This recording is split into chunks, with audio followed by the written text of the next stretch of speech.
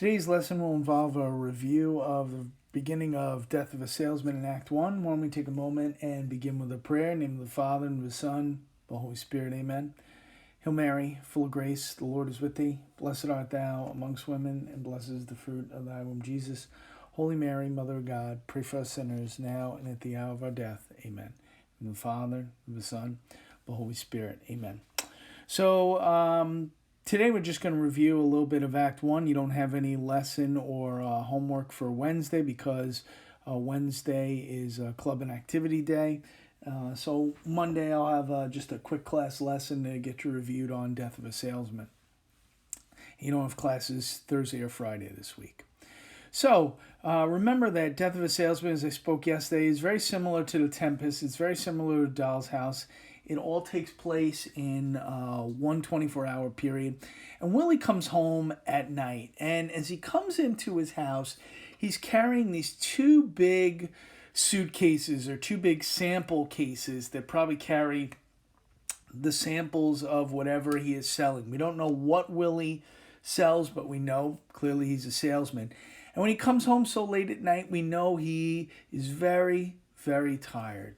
And as he comes in, his wife Linda greets him as he comes in the door, and she wonders why he couldn't drive anymore. And he said he couldn't concentrate, and he almost got into an accident. And we can see he's a road salesman because he had just gotten back from his road trip to Florida, and he's taking all these different road trips. And I know I've driven to Florida, and it was about a 20-hour trip, and I drove with three other people, and we broke it down into 6-7 hours a piece, and it's tiring. So I can imagine what Willie went through if he came back from Florida and then had to go on to New England. And you have to think about it, years ago, this is not the time of I-95 with big highways and things like that.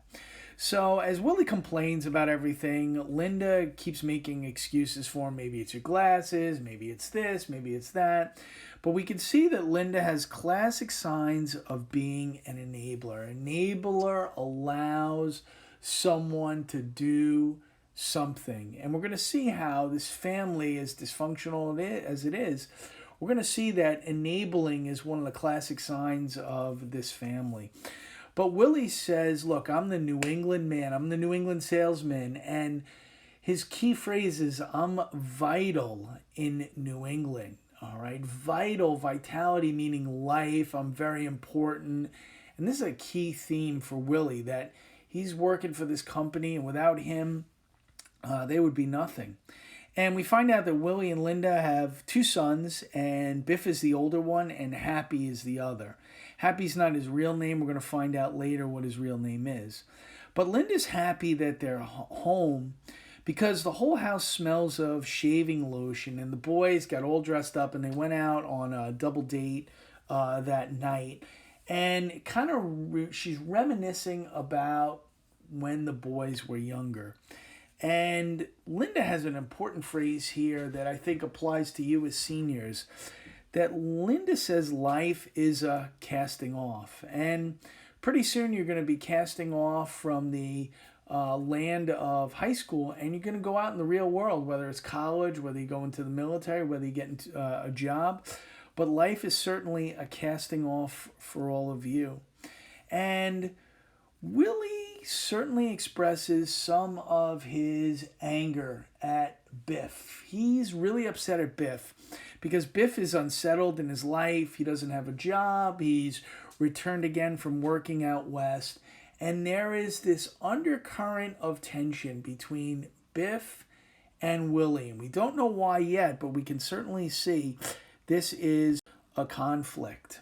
And Willie, we can certainly see, expresses his anger at Biff. He says that Biff is finding himself. But as Willie says this, Linda says, Biff's finding himself. And Willie says, not finding yourself at the age of 34 is a disgrace. And so we can kind of relate this to nowadays if, you're kind of bouncing around from job to job as opposed to a career. And you're, stuck in the basement eating bowl after bowl of cereal, then you got to think about something that you want to, do.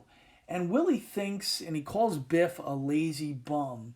But in the next sentence, he doesn't say that Biff is a lazy. He goes from saying that he's a lazy bum, that he isn't lazy, that we're starting to see that Willie is very scatterbrained. His mind is all over the place. And Willie has this view of Biff, but then it comes into Happy talking about his father, the younger son. And Happy, since he's around, he's home all the time, Happy feels that Willie is a burden. And he doesn't want the responsibility of taking care of his father. And there's a reason why. Because Happy, as the younger son, is hoping to get attention. He's been happy-go-lucky, shall we say. And Happy hasn't probably gotten the attention that he deserves from his father. And now, since he's the only one home, he's the one taking care of Willie. And he doesn't want that responsibility. Dad never paid really any much attention to me. Why should I pay attention to him? So he feels that Willie is a burden. But then we get Biff's feelings about working in the business world. And that's point number 11 here. And he says, to quote him directly, it's a measly manner of existence. To work 50 weeks of the year just to get 2 weeks off, to work in an office building. This is not Biff's ideal working in the business world. But we can also see this as Arthur Miller, the playwright, commenting on the business world. Just as Shakespeare commented on the Age of Exploration in The Tempest, we can see Arthur Miller letting his views come out now. And Biff really has a true assessment of himself. As he says, at times he feels like he's just a boy.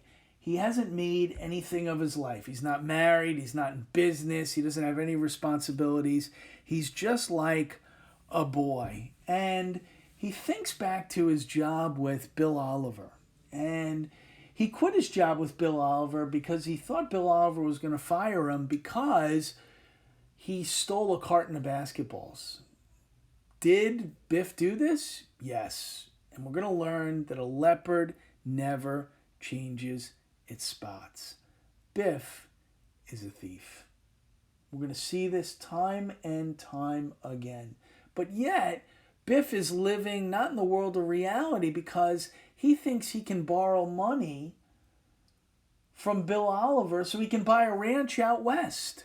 So you stole from him, you quit your job, and yet you want to go back to this guy for money? It's a foreshadowing of what's going to happen. And we certainly see one of the tools that Arthur Miller uses throughout this work is the flashback. And Willie has in his flashback all these good times that he thinks about with the boys, with the car, and he spends most of his time thinking about those flashbacks because it brings back good memories. When the boys were young, they looked up to him, they did everything for him, and he was making money as a salesman. And he has great memories of the boys and the car, where the boys washed and waxed the car, and they always unpacked the car for him when he came home from any of his trips. But one of the things we notice in the flashback, which relates to Happy's anger towards his father, is that even when he was younger, Happy was always trying to get his father's attention. One of the quotes, if you watch the movie and you see Happy jumping around, "I'm losing weight, Pop, I'm losing weight." He's always trying to get his father's attention. And we see in this flashback Biff and Happy and Willie all in the backyard, and Biff's throwing around a football. And Biff says he borrowed the football from school. And Willie is trying to say, hey, you didn't take it, you stole it, you got to put it back. And when Happy jumps in and says, see, I told you, you shouldn't have done that, Willie, at the start, we can see back in high school, enabled Biff's stealing. No, you need a regulation ball. Coach would, congratulate you on your initiative. So we can see from way back when, Willie enables Biff, and it kind of allows Biff to go on in life to kind of do whatever he wants. But we certainly see one of the things that's important to Willie, and he tries to stress it to his boys, is being well liked. As Willie says, you know, it's important to be not just liked, it's important to be well liked. All right? And we certainly see all throughout the dialogue that Willie is often on the road, that he's away from home, that he's raising his boys to be well liked, but he's not setting them up with good values. And we're going to see as they grow up that these values are going to affect them all throughout their lives. So that's it for the lesson today. If you have any further questions on Death of a Salesman, by all means, you can email me, and I'll get back to you as soon as I can. Stay safe and have a great day.